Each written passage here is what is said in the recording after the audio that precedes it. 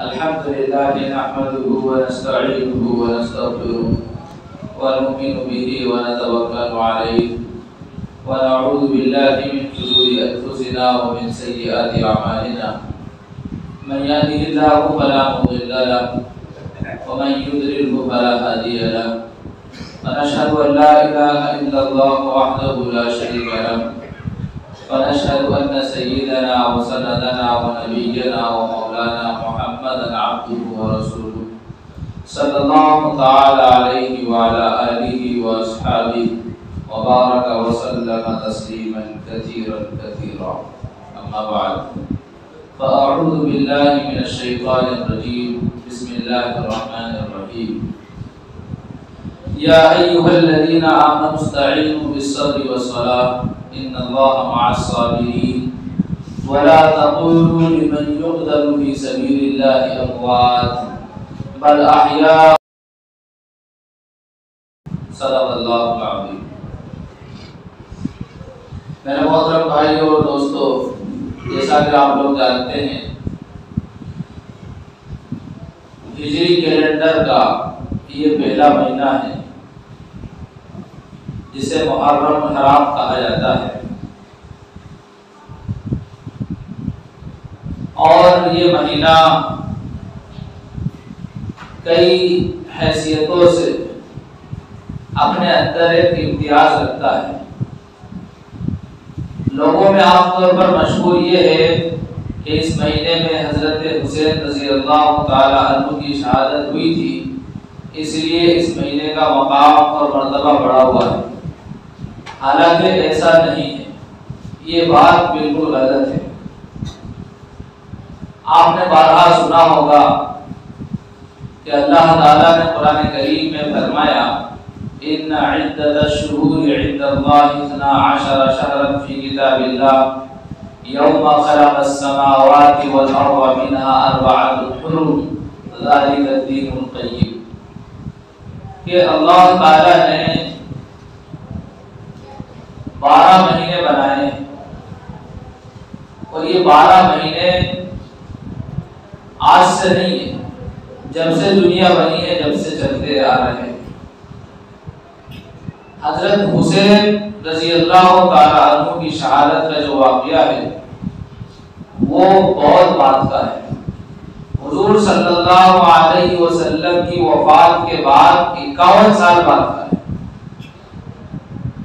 जबकि ये बात भी आप अच्छी तरह जानते हैं कि हमारे लिए जो शरीयत है, हमारे लिए जो अमल करने के काम है वो है जो नबी अकरम सल्लल्लाहु अलैहि वसल्लम लेकर आए हैं।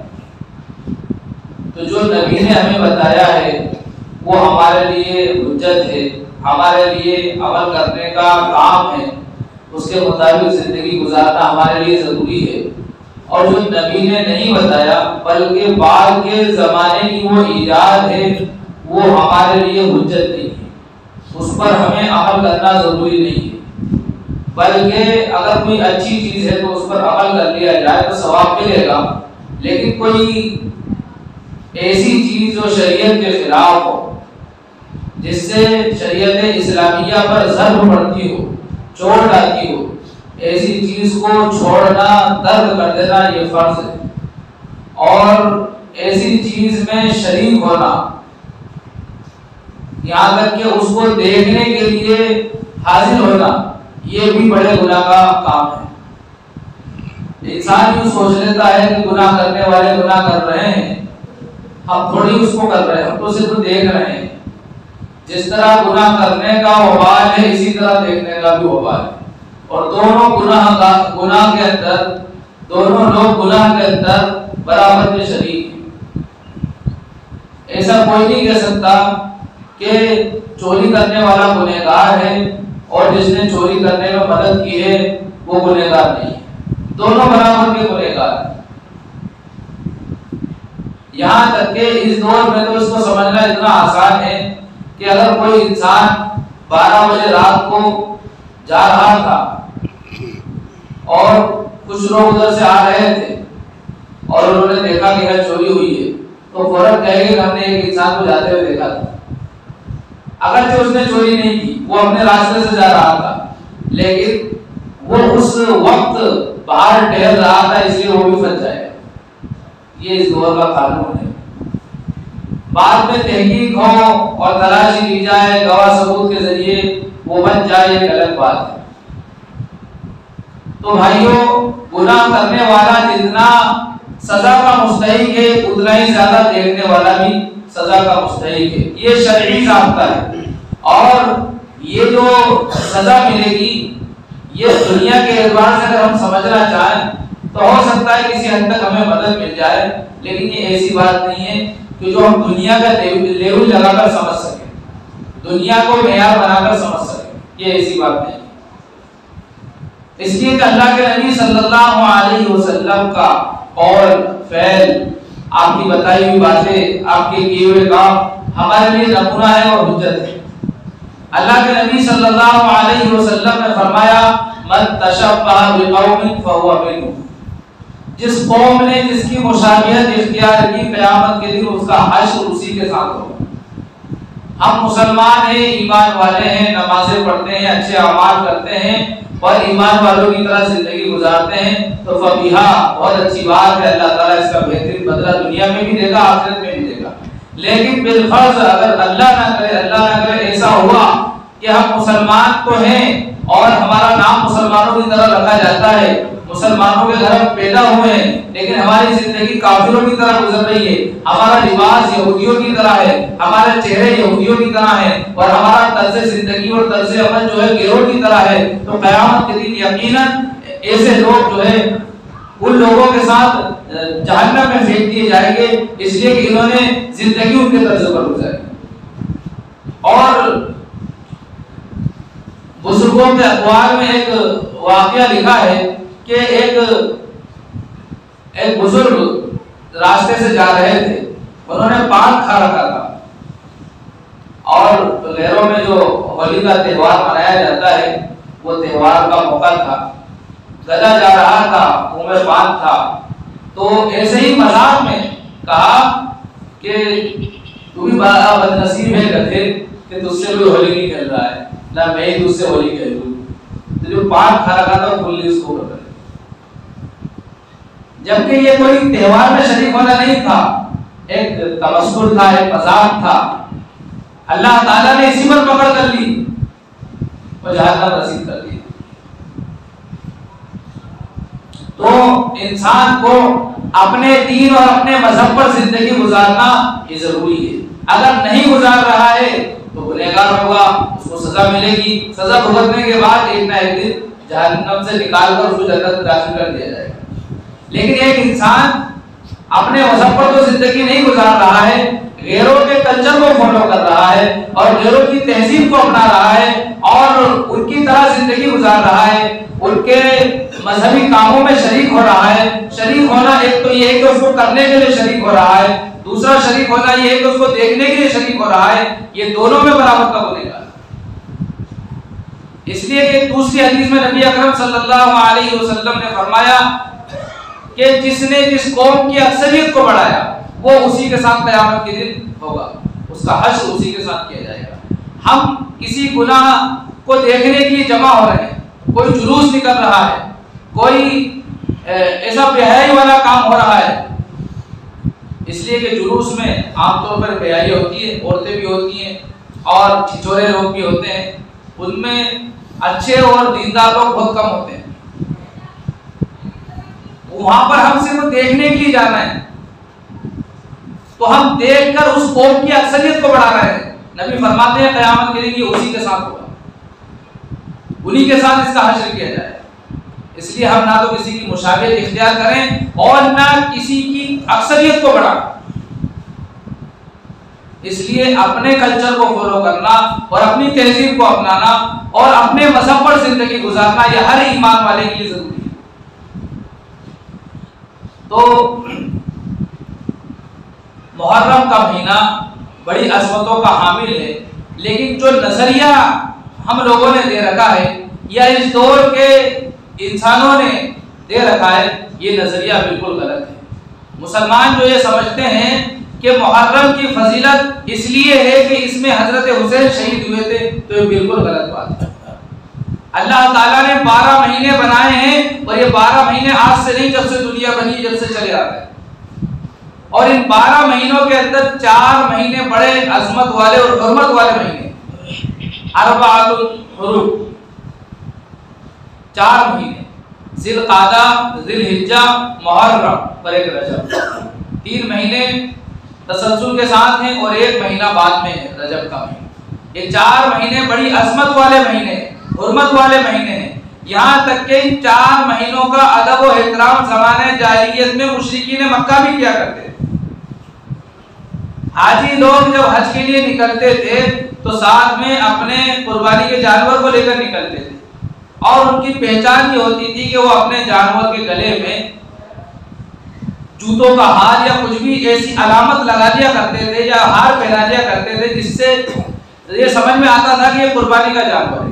वो जूतों के हार से लगता था कि ये कलादा है और उस कलादे को पहनाकर ले जाते थे जिससे समझ में आता था कि कुर्बानी का जानवर है। उसके बाद कोई शख्स उस जानवर की तरफ बुरी नजर उठाकर भी देखता था और अगर ऐसे ही कोई चला जाता था तो उसके जानवर को डाकू लोग छुड़ा लिया करते थे, हाजियों को नुकसान पहुंचाया करते थे, नहीं लोगों को नुकसान पहुंचाया करते थे। लेकिन जिसके साथ हदी का जानवर होता था और उसके गले में कलादा पड़ा होता था उसको कोई नुकसान नहीं पहुंचा सकता। इतना अदब हाजी का किया करते थे और उस जानवर का किया करते थे और उन महीनों की वजह से किया करते थे।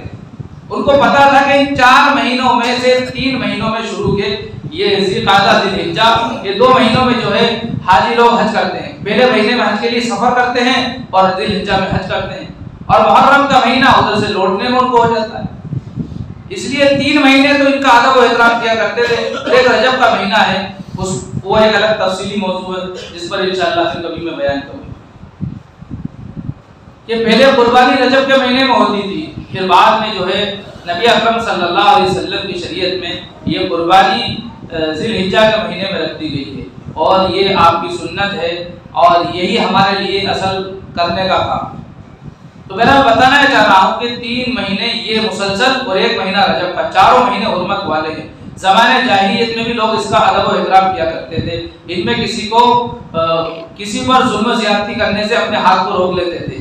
ये तो इस दौर का बड़ा अलमिया है कि पहले के दौर में तो जानवर के गले में अगर कलादा है तो उसको भी नुकसान नहीं पहुंचा सकते थे। उसके साथ में जो इंसान जा रहा है समझ जाते थे कि ये हाजी है, उसको नुकसान नहीं पहुंचा सकते थे। आज तो अल्लाह रहम करे इंसानों का कोई अदब और एहतराम नहीं है, जानवरों की क्या बात है। अच्छे अच्छे दीनदारों का, पढ़े लिखों का अदब और एहतराम उम्मत से उठता चला जा रहा है। उस दौर में तो एक गुनहगार इंसान हज करके आ जाता था तो उसको सरों पर उठाते थे। अब तो जिंदगी भर मदरसे में लगाकर हाफिज आलिम मुफ्ती बन के आ जाओ, कोई अदब और एहतराम नहीं करता। बल्कि थोड़ी सी दीनी मालूमात किसी को क्या हो जाती है, वो अपने आप को जो है मुफ्ती आजम समझता है। ये बड़ा अलमिया है और ये एक आजमाइश और इम्तिहान है कि जब अपने रहनुमा और लीडरों की अजमत खत्म हो जाए तो फिर उम्मत में जो है आजमाइशें और इब्तिलाएं आने लगती हैं और जैसा कि इस दौर में आ रही है। तो ये महीना अल्लाह की तरफ से अजमत वाला महीना है और जैसे कि आप मिसाल के तौर पर यूं समझें कि किसी इंसान का इंतकाल रमजान के महीने में हो जाए तो ये उसका इंतकाल रमजान में हुआ है तो ये इंसान रमजान की वजह से अजमत वाला हो गया। अब हमें अच्छी उम्मीद रखना चाहिए कि रमजान में इसका इंतकाल हुआ है, अल्लाह इसको जन्नत अता फरमाएंगे, इसके साथ जो है अच्छाई का मामला होगा। अल्लाह से अच्छी उम्मीद रखना चाहिए। किसी का इंतकाल जुमे के दिन हो जाए तो इसका ये मतलब नहीं है कि वो इंसान ये जुमे का दिन उस इंसान की वजह से अजमत वाला हुआ है, बल्कि हम ये समझते हैं कि जुमे का दिन अजमत वाला है, जुमे के दिन उसका इंतकाल हुआ है, अब अल्लाह उसके साथ अच्छा मामला फरमाए। ऐसे ही मुहर्रम का महीना फी नफ्सी अजमत वाला है, फी नफ्सी फजाइल का हामिल है। कई सारी फजीलतें हदीस के अंदर इस महीने की वारिद हुई हैं। तो इस महीने में हजरत हुसैन रज़ी अल्लाह तआला अन्हु का शहीद हो जाना ये उनके अफजल और आला होने की दलील है। ये मतलब हरगिज नहीं है कि हजरत हुसैन रज़ी अल्लाह तआला अन्हु इस महीने में शहीद हुए तो इस महीने का मकाम पड़ गया, ऐसा नहीं। इसलिए कि हजरत हुसैन रज़ी अल्लाह तआला अन्हु तो नबी के वफात कर जाने के 51 साल बाद शहीद हुए हैं और हमारे लिए जो मेयार है वो नबी की लाई हुई शरीयत है। नबी के बाद में जो भी हालात पेश आए वो हमारे लिए हुज्जत नहीं है। वो हमारे लिए अमल करने का काम नहीं है। हमारे लिए अमल करने का काम वो है जो नबी लेकर आए। अब जाहिर सी बात है कि 51 साल बाद हजरत हुसैन रज़ी अल्लाह ताला अन्हु शहीद हुए हैं और इस वाक़ये को लेकर बहुत सारी रस्में ईजाद हो गई हैं और उन रस्मों को लोगों ने जो है इबादत का नाम दे रखा है। मिसाल के तौर पर के खिचड़ा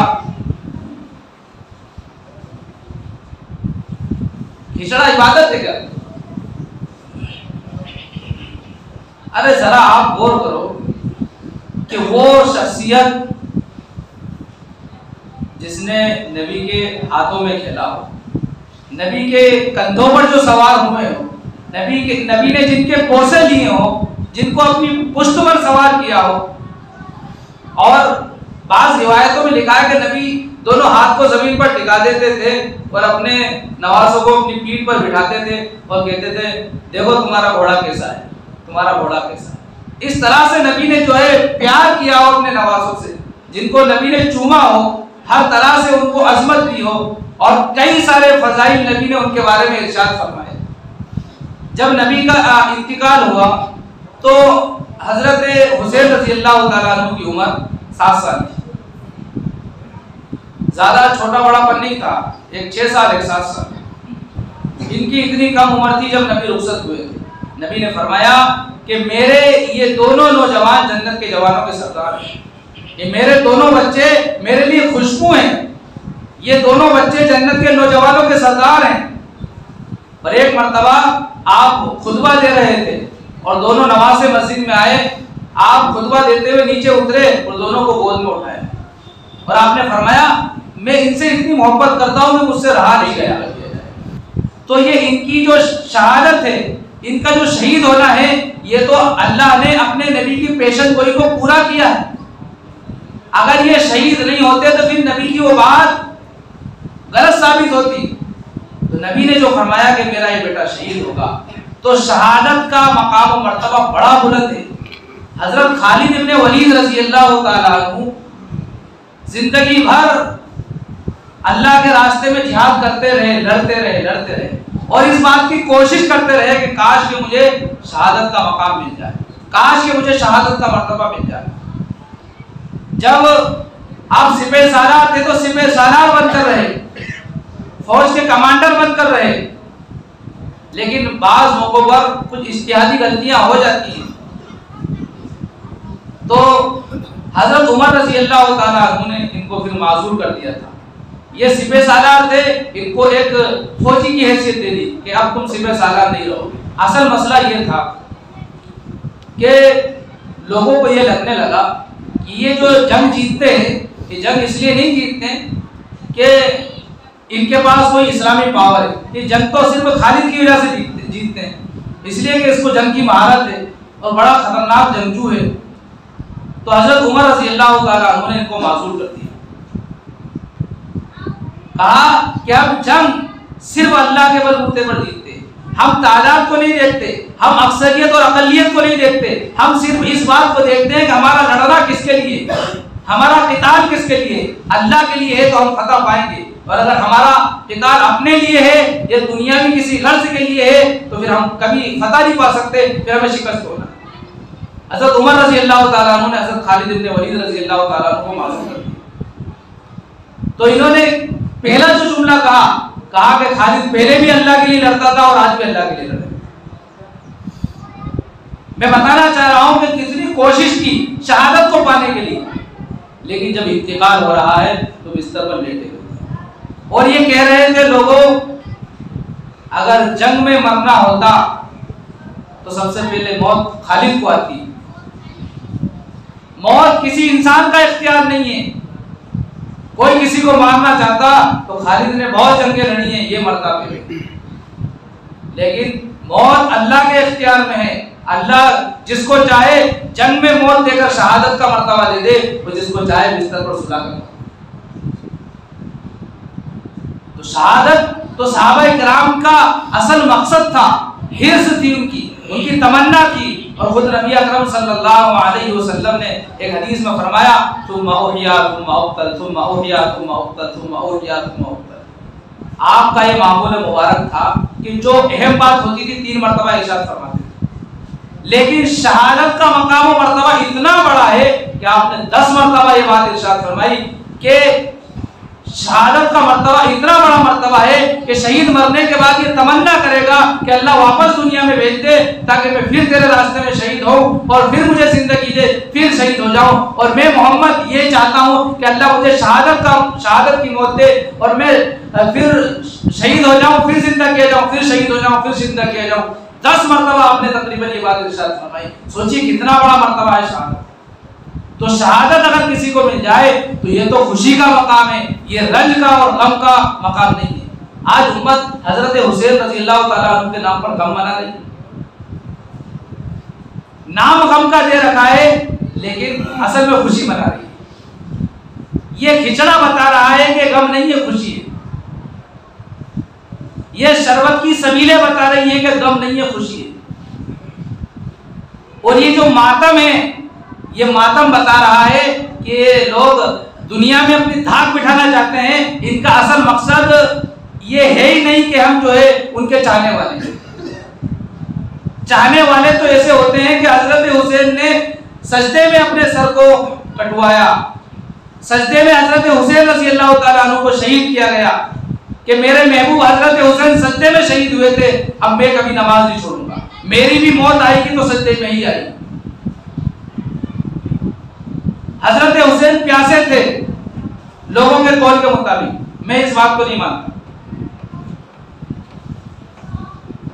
तो प्यासे थे तो हमने कितने प्यासों को पानी पिलाया?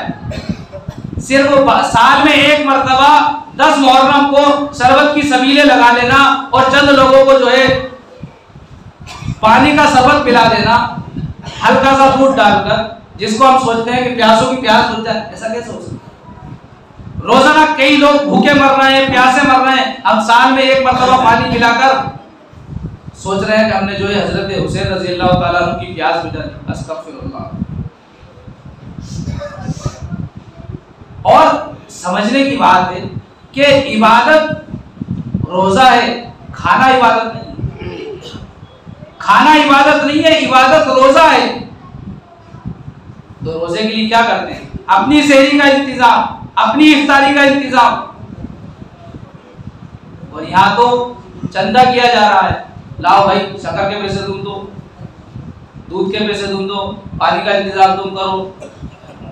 इबादत में कभी चंदा नहीं होता है,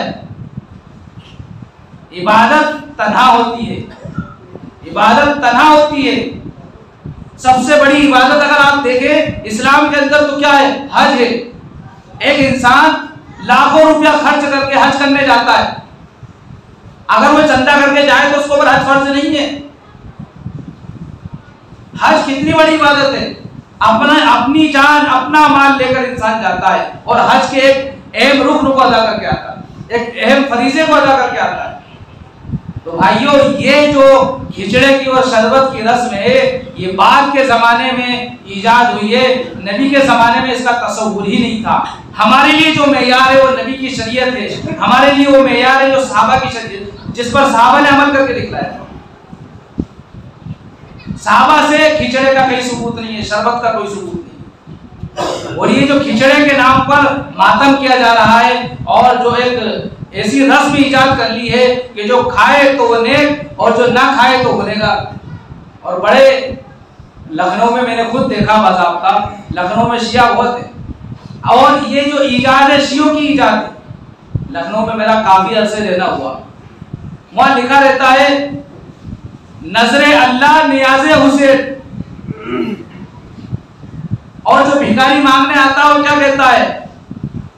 नजरे अल्लाह नियाज़े हुसैन पर कुछ दे दीजिए। आपने कुछ दे दिया तो आपने अपना जो सामान दिया है साथ में अपना ईमान भी दे दिया। ये खुला हुआ शिर्क है। नियाज भी अल्लाह के लिए, नजर भी अल्लाह के लिए। तो ये जो शरबत पिलाया जा रहा है, ये जो खिचड़ा खिलाया जा रहा है, ये शिर्क है। खाना भी हराम, खिलाना भी हराम। क्यों? इसलिए कि ये अल्लाह के नाम पर नहीं खिलाया जा रहा है, ये हजरत हुसैन के नाम पर खिलाया जा रहा है। हम जो खाते हैं, जो खिलाते हैं, सिर्फ अल्लाह के नाम पर, अल्लाह के लिए। और ये शियों की इजाद है। हजरत उस्मान गनी रजी अल्लाह ताला अन्हु से नजरें हटाकर हजरत हुसैन रजी अल्लाह ताला अन्हु की तरफ कर दी गई हैं और एक बड़े सानिहे को हमें फरामोश करा दिया गया है, भुला दिया गया है। इसलिए मेरे भाइयों, दीन इसका नाम नहीं है कि नुमाइश के साथ जिया जाए या अपने नफ्स पर अमल किया जाए, ख्वाहिशात को पूरा किया जाए। खाने पीने का नाम दीन नहीं है, भूखे रहने का नाम इबादत है, जिसको रोजा कहते हैं। रमजान के महीने में आप रोजे रखें। नबी अकरम सल्लल्लाहु अलैहि वसल्लम जब मक्के से हिजरत करके मदीने तशरीफ ले गए तो देखा कि यहूदी रोजा रखते हैं। पूछा कि भाई तुम रोजा क्यों रखते हो? 10 मुहर्रम का रोजा यहूदी रखा करते थे, तो तुम रोजा क्यों रखते हो? तो उन्होंने कहा कि 10 मुहर्रम को हजरत मूसा अलैहिस्सलाम फिरौन के चुंगल से आजाद हुए थे। फिरौन को अल्लाह ताला ने दरिया के अंदर डुबो दिया था और हमें पार कर दिया था। 12 रास्ते उसमें बना दिए थे और हर कबीले का अलग अलग रास्ता था। तो इसलिए हम इस खुशी के मौके पर कि हमारे नबी हजरत मूसा अलैहिस्सलाम जो है फिरौन के चुंगल से आजाद हुए थे, हम खुशी मनाते हैं उस नजात की, इसलिए हम रोजा रखते हैं। तो नबी अकरम सल्लल्लाहु अलैहि वसल्लम ने फरमाया नहनु अहक्की बिमूसा, कि हम ज्यादा मुस्तहिक है इस बात के कि हम मूसा अलैहिस्सलाम की उस नजात के मौके पर रोजा रखें, इसलिए कि मूसा अलैहिस्सलाम हमारे ज्यादा है, तुम्हारे कम है। बहरहाल नबी ने जो है रोजा रखा और ये फरमाया कि अगले साल अगर मैं जिंदा रहा तो 2 रोजे रखूंगा। यहूदी 10 तारीख का रोजा रखते हैं, हम 9 तारीख का भी रखेंगे, 10 का भी रखेंगे। इबादत के अंदर भी शिर्क नहीं होना चाहिए, मुशाबियत नहीं होना चाहिए। इबादत में भी मुशाबियत से नबी ने बचाया है कि हम 2 रोजे रखेंगे ताकि यहूदियों की मुशाबियत नहीं हो सके। बहरहाल अगले साल नबी अकरम सल्लल्लाहु अलैहि वसल्लम जिंदा नहीं रहे, आपका 7 मुहर्रम आने से पहले ही जो है आपकी वफात हो गई थी। सहाबा किराम ने 2 रोजे रखे और आज तक अकाबिर उम्मत और मुसलमानों का एक बड़ा तबका 2 रोजे रखते हुए आया। तो हमें चाहिए कि 9-10 का रोजा रखें और एक रोजे का सवाब ये है कि नबी फरमाते हैं कि मुझे उम्मीद है कि अल्लाह 1 साल के गुनाह माफ कर देगा। तो हम 2 रोजे रखें, अगर कोई एक भी रख लेता है तो उसका जो सुन्नत है वो अदा हो जाएगी, लेकिन बेहतर ये है कि 2 रोजे रखना चाहिए, 9-10 का या 10-11 का। इसी तरह अगर मौका मिला, 10 तारीख किस दिन पड़ रही है? आज 4 तारीख है, छोड़ो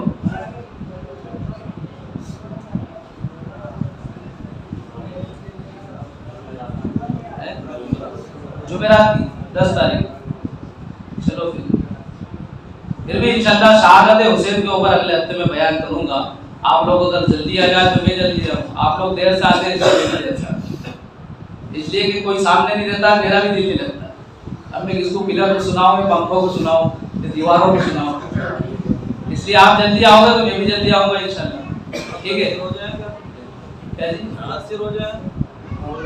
नहीं, अगर कोई 10 रखना चाहे तो रख सकता है, लेकिन ये जो लोगों में मशहूर है कि मुहर्रम के महीने में निकाह नहीं कर सकते, कोई खुशी का काम नहीं कर सकते, ये सरासर बेबुनियाद बात है। नबी का पहला निकाह हजरत खदीजा रजी अल्लाह ताला अन्हा से हुआ। नबी का पहला निकाह हजरत खदीजा रजी अल्लाह ताला अन्हा से हुआ, 10 मुहर्रम को हुआ। इससे बड़ी दलील और क्या चाहिए? हजरत सफिया रजी अल्लाह ताला अन्हा से आपका निकाह हुआ तो मुहर्रम के महीने में हुआ, सन 7 हिजरी और मुहर्रम के महीने में हुआ। हजरत उम्मे कुलसूम रजी अल्लाह ताला अन्हा का निकाह आपने पढ़ाया हजरत उस्मान गनी रजी अल्लाह ताला अन्हु से मुहर्रम के महीने में हुआ, मुहर्रम के महीने में पढ़ाया। और इसी तरह आप ये कहते हैं कि इसमें शहादत हुई थी, हम जो है इस महीने में निकाह नहीं करेंगे, तो जो लोग शहीद हुए थे उनके खानदान को देख लो, आप हसनी खानदान को, हुसैनी खानदान को देख लो। ये लोकल हुसैनी नहीं, जो असली हुसैनी है। आज भी वो मुहर्रम को बड़ी अहमियत देते हैं और इस महीने में निकाह वगैरह से वो जो है कोई मतलब ये नहीं समझते, बल्कि हजरत हुसैन रजी अल्लाह ताला अन्हु के खानदान के कई अफराद ने जो है मुहर्रम के महीने में निकाह किए।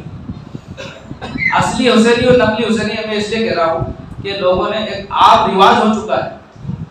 अब जैसे कि शेख, मैं शेख हूँ, लेकिन शेख की असल क्या पता?